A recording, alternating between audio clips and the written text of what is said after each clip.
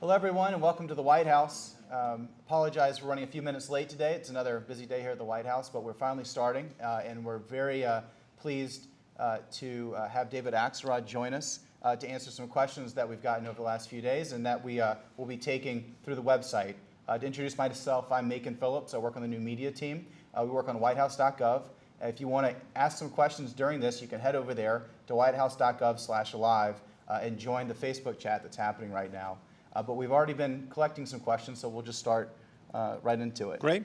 The first question comes from Di Kaczynski, who says, I lost my job on June 4th, 2009, after 19 years with the same company, and have been able to find anyone to hire me. Current unemployment benefits run out in another month or so. Does the president have any plans to try to get these benefits extended again, or am I just out of luck?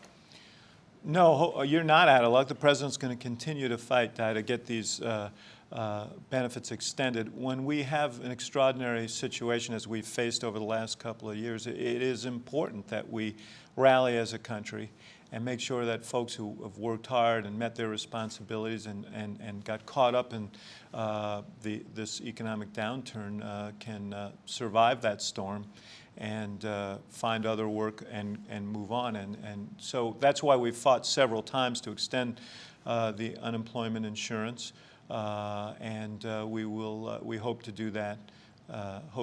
Again.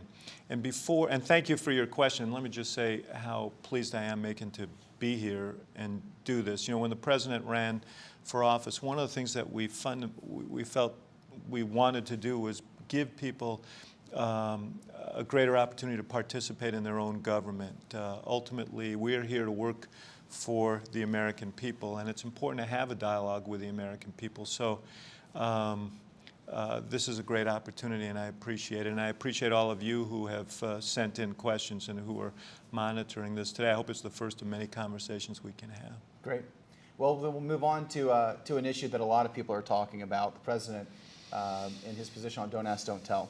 And a question that's pretty representative of that comes from Walter Birchall, who says, here's a question from a U.S. Marine that was discharged under Don't Ask, Don't Tell. Why is the president appealing the recent court decision? Does he have faith that Congress will repeal Don't Ask, Don't Tell this year? Weren't the three branches of government set up to ensure checks and balances? Well, first of all, Walter, if you're the Marine, thank you for your service and for your question. One of the things the president made clear when he campaigned and when he arrived here, both to the American people and to the Department of Defense and our military leaders, was that Don't Ask, Don't Tell was a policy that just didn't make sense. We were depriving our country of the talents of many and commitment of many, many Americans who wanted to serve, and it made no sense to exclude them. It was unfair, unjust, and unwise for our national security. And so he said that we were going to end this policy, and he put us on a track to do that. The Pentagon has been engaged in a study on how to effectuate this with a minimum of disruption, and their report is due back very shortly. There is a law in place that was passed by the Congress, and we are a nation of laws, and so we want to work through the Congress to change that law. We came very close before the break. It was stopped by a filibuster by the Republicans in the Senate, but we're going to keep working to change it there and work internally to change that policy. And in terms of the appeal, it is the custom of the U.S. government to appeal laws of Congress that were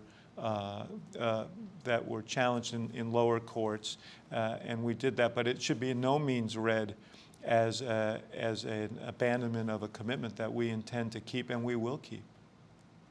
Okay, great. The next question comes from Beth Barrows, who asks, David, does President Obama have any plans to address the reform of the way credit reporting agencies, TransUnion, Experian, et cetera, work? Will the new Consumer Protection Agency help consumers who have had their credit unjustly trashed by these CRAs? Well, let's separate out issues. The CRAs are largely responsible for rating bonds, and there too there was a tremendous problem. There were conflicts of interest that called into question the legitimacy of much of what they were doing, and it was one of the reasons why we had the financial crisis. Some exotic financial instruments were being rated much more highly than they deserved, and people were making investments on that basis, and ultimately the whole house of cards collapsed. In terms of your question and your situation, one of the reasons the President fought so hard to have a Consumer Finance Protection Bureau created was to have one place in the government where the sole responsibility is to look after consumers. And part of their authority will be to ensure that if you get denied credit or there are other apparent irregularities, that you can request your credit report for free. And you can see exactly what was said about you, because many times people didn't even know why they were being denied credit. And secondly, you'll be able to appeal to the new Consumer Finance Protection Bureau to redress erroneous reports and deal with your situation. Now, I will tell you that we fought hard to pass that financial reform in which the Consumer Finance Protection Bureau was created. There are those who suggest that they want to repeal it now. There's a tremendous pressure from some elements of Wall Street to do so. And we're going to resist that, because consumers need to be protected against just the kind of situation that you're raising here. Okay, great. While you were answering that, we had another question come in from Pam Hoffman on education. Yes. She asks, what is President Obama doing about the high price of education? I used to perceive financial aid as helping people better themselves, but it's really gambling. We gamble that the economy will support us paying back the loans. If we are wrong, it's a financial disaster, not dischargeable via bankruptcy. And as such, financial aid entities are making high-risk loans. These entities face no regulations or risk. So back to the original question, what is President Obama doing about the high price of education? Well, first of all, it's a critical question because it's the cost of education, of a higher education, has put so much of a burden on families and on young people leaving our colleges just at a time when we know that higher education is absolutely the key to success in the 21st century. The high-wage jobs of the future are going to require higher education, and we want to make sure that more and not fewer people can go, and they don't end up deep in the hole when they come out of it. That's why we worked so hard to change the federal student loan system.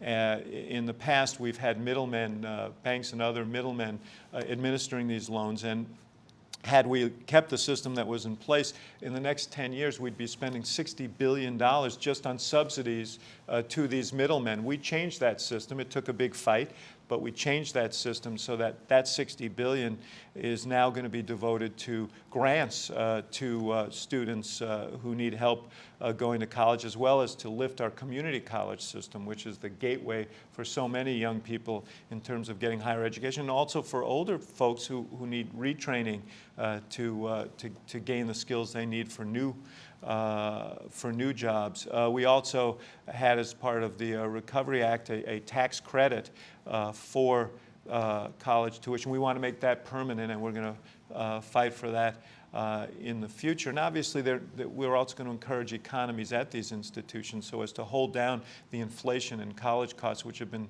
great. But this is a significant problem, not just for young people across this country and families, but for our country itself. If we're going to be competitive, we need to make college education affordable for all students who are willing to work for it, who are qualified for it.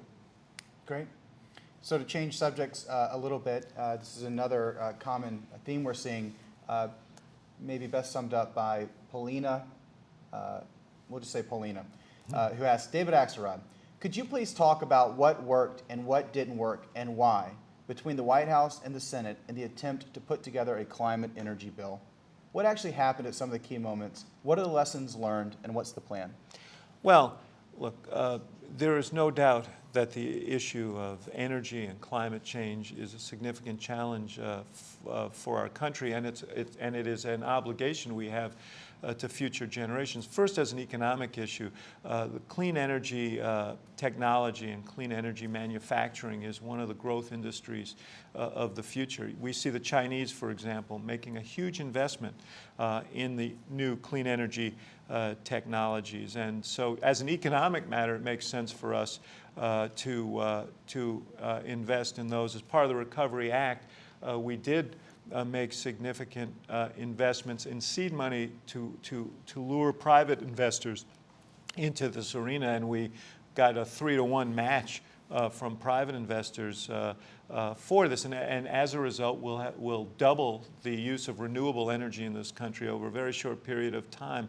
We also raised fuel efficiency standards for the first time in 30 years, and we did it in conjunction with industry, first on cars and then on trucks and then on larger trucks, and that's going to make a big difference. But we want to work through Congress to get additional legislation passed. We had a climate change and energy bill in the House that passed, and as you point out, it stalled in the Senate. Like so many other things, there was a filibuster on the part of Republicans in the Senate that stopped us from moving forward. We want to find common ground on these issues. However, I think everyone recognizes that we have to move forward on the energy front, that the fuels and the technologies of the 20th century aren't going to make it in the 21st century, and that for not just our economy and our air and the quality of our air and water, but the survival of the planet, we need to move forward, and the President is committed to doing that.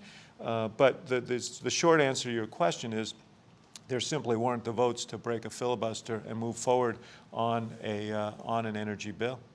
Okay. Okay, our next question comes from Dorothy Carlo, who asks, "It is clear to me that campaign reform would solve a lot of the problems people complain about.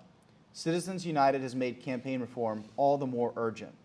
What is the White House doing to reverse Citizens United and furthering the goal of campaign reform?" And let's be clear what Dorothy is referring to. There was a decision early this year by the United States Supreme Court that reversed generations of precedent and said that corporations had First Amendment rights and could advertise in political campaigns, participate in political campaigns, advertise in political campaigns, advocate for the election or defeat of candidates.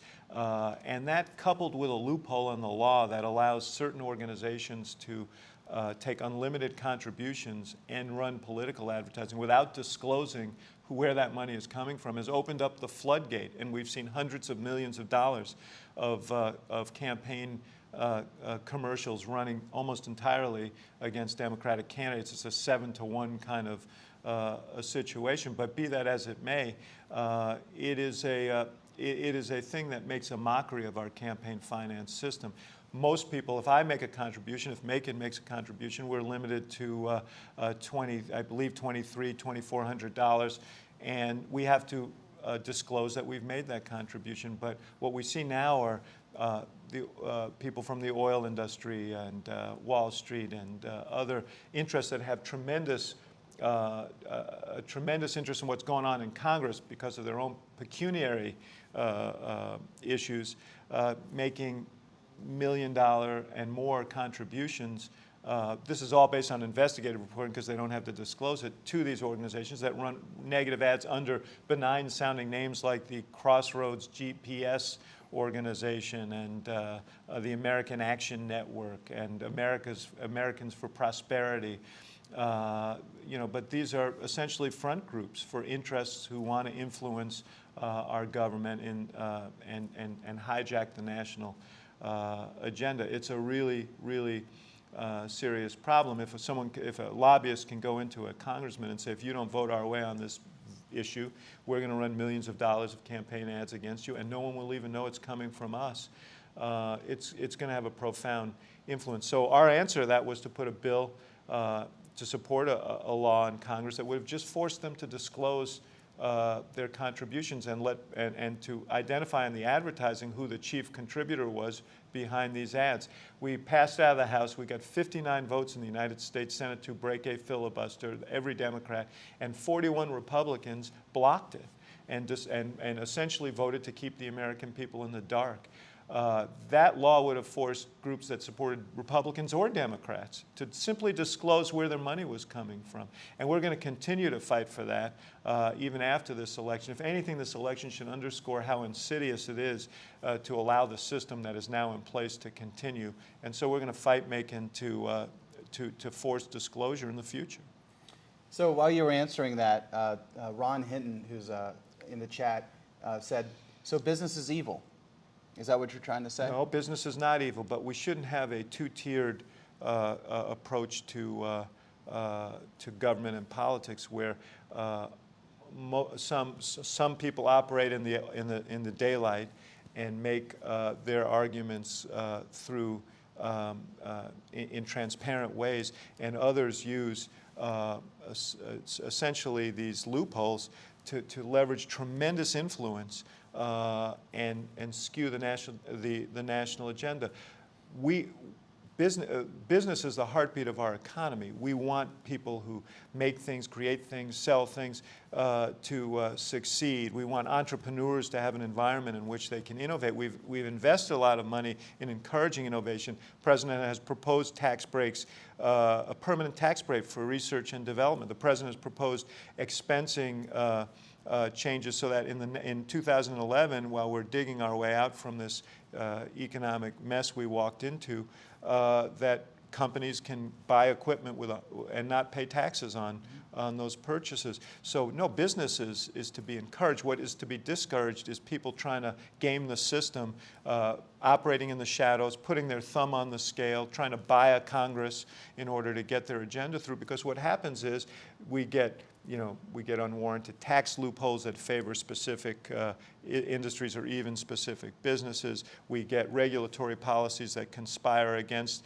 the American people. An example is on this financial situation. We didn't have the appropriate oversight in place during the 8 years before we got here, and it led to a financial crisis, the proportions of which we haven't seen since the Great Depression. So, you know, we want everybody to play on a level playing field, and we want people to be transparent about what they're arguing for and why. And if we do that, we're going to be a better and stronger country, and business is going to do better as well, because you won't have one business, again, putting their thumb on the scale, using their political connections and their political money, and disadvantaging other businesses who don't have that ability. Okay. Great. Well, let's change gears, and we'll, before I ask the next question, though, let me just remind everyone, if the sound's not working or you're seeing that something's wrong with your screen, just hit refresh. Sometimes we have some issues on that. Again, if you want to join the conversation, you can head to whitehouse.gov/live, where there's a very active chat going on right now. I'm trying to pull some questions from this. But let's dive into the next one that has more to do with healthcare. And this one comes from Arlene Tomasetti, who says, I am 53, widowed, and a waitress and a freelance web designer. Neither of my jobs provide health insurance. I make very little money, and I'm wondering how this health plan can help me find insurance. I will be able to afford, and when can I expect to be able to be insured? I have issues, but won't see a doctor since I'm sure they will require treatment, of which I absolutely cannot afford right now. Any hope for someone like me? Well, there is hope, Arlene, and that's why the President made the fight that he fought for health insurance reform. It is specifically people like you who are most disadvantaged in this healthcare system, because healthcare for people in the individual market who don't get it through their employers has been exponentially more expensive than the policies that people can get through their jobs. And it's priced people like you out of the insurance market, so you can't get the health care you need. The whole idea of health insurance reform is to make sure that people like you can get health insurance at a price you can afford. And the first thing that you can do is go to the new website that's been established as a result of that law, called healthcare.gov. And on that website, you can type in your information and find out exactly what insurance policies are available in your market to people like you, public and private. You can see their costs, you can see their benefits, and you may find that there are policies that you can afford that will be helpful. But when this plan is fully implemented in 2014, you're also going to be able to buy a health care policy through what's called health insurance exchange, essentially co-ops or markets where private insurance companies will compete for your business, and you'll be able to buy them. And if you need some help in terms of subsidies to afford them, you will be able to get that as well. I'd say the other thing, I don't know when you say you have issues, whether that refers to a pre-existing medical condition, which sometimes has led to people being banned from getting insurance. Part of this law is to end that practice and to say to insurance companies, you have to give everyone a chance to get coverage, even people with pre-existing conditions. Right now, under the law, as of September, children with pre-existing conditions must be covered. So families who have a child, I was in that position with a pre-existing medical condition and are denied care for their child, that no longer happens. But in 2014, everyone with pre-existing medical conditions will be able to get health insurance at a price they can afford. And there are some policies available now for people with pre-existing conditions that may be affordable to you. So I'd check into that healthcare.gov website, and yes, there is hope on the way here. Great. So we're going to take two more questions. Okay. The next one comes from Josh Smith, who says, this week, Bloomberg ran a news piece about large U.S. corporations like Google sheltering profits overseas. According to the article, Google's average tax rate is around 2.5%. My personal average income tax rate last year was more than 10 times that. Given our severe budget difficulties, why are we not immediately closing the loopholes that let America's largest companies avoid paying their fair share of taxes? Well, Josh, that's a really good question, and it's one we've been asking. Our budget proposals have contained hundreds of billions of dollars of these corporate loopholes that we want to close because they don't lead to jobs and growth here in this country, and including tax breaks that encourage corporations to actually move jobs overseas. This is a fight we're going to continue to wage. At a time when we need not just to close our budget gap and deal with our deficits, but also encourage growth here, we ought to evaluate these tax breaks and ask the question, are these really strengthening our country, or are these some of those that are inserted by lobbyists and special interests into the tax code for their own benefit? And we're going to continue to make that fight. As you can imagine, there's lively debate on this in Congress. One of the reasons why special interests are pouring so much money into these secret funds, these front groups, to influence this election is because they want to protect those advantages. And I'm not talking about any particular company here, but we need to look at our tax code and make some judgments here as to whether the things that are in it are sensible, and whether they actually promote a good business climate and growth and jobs or not. Great. Well, our last question comes from Sheila Parker Stone, who asks, I think, a bigger picture question moving forward. Mr. Axelrod, please try to explain this question for me. It's obvious that the Republican Party is not interested in bipartisanship. I fully understand the President's desire to work this way, as he is President of us all. Please explain how the President is going to move forward on this climate of civil war between the parties. We, the citizens of this country, really need a more convincing answer from the President. He needs to take a stand more vocally and convince us that he is above this political climate and only interested in defending us. Well, look, I think that if anybody who watched the President campaign, and anybody who's really spent time watching him govern, understand that he agrees with that. I mean, even today as he campaigns, he makes a point that I think we all share, which is that we may be Democrats or Republicans, but we're Americans first. And we're here not to promote the interests of a political party, but to promote the interests of the American people. And we would like nothing better than to have partners, Republicans and Democrats, in moving this country forward. We came to office with that expectation. We came to office at a time of great economic crisis, and we're hoping to forge bipartisan coalitions to deal with those problems. We weren't successful in persuading the folks on the other side of the aisle to do that. They made a judgment. I believe it was a political judgment, but I'll let others make their own assessment of that. We weren't able to get a lot of cooperation. I think it's very clear that we have an election next week in which whatever the ultimate outcome is, there'll be more parity between the parties here in Washington. I'm hoping that will imbue folks on the other side with a greater sense of responsibility and an interest in cooperating, and they will meet with a welcoming hand from us.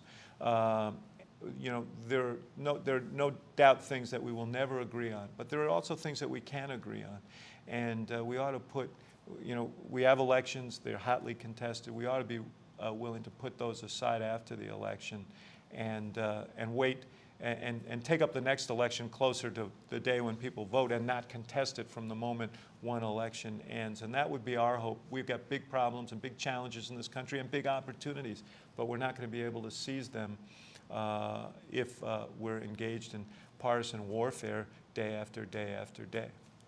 Great. Well, Robin Randall has one comment that says, "Keep up the great work. You look thin. Are you eating your vegetables?" I have lost a bunch of weight. I've told this story before. It was, I had a parasite. I don't know where I acquired it. I don't think it's a commentary on Washington, D.C., so let me make that clear. But then I just decided to go with it. But I will say that Macon's my workout buddy here, so I'm hoping to have a salutary effect on him here. No, I appreciate it.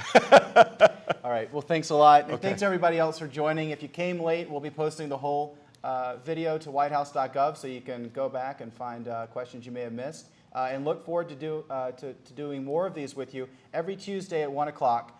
We actually have another one coming up on Thursday with White House photographer Pete Souza, who's going to be taking your questions about your favorite photos. That should be pretty fun. Yes. So thanks everyone for joining. Have a great day.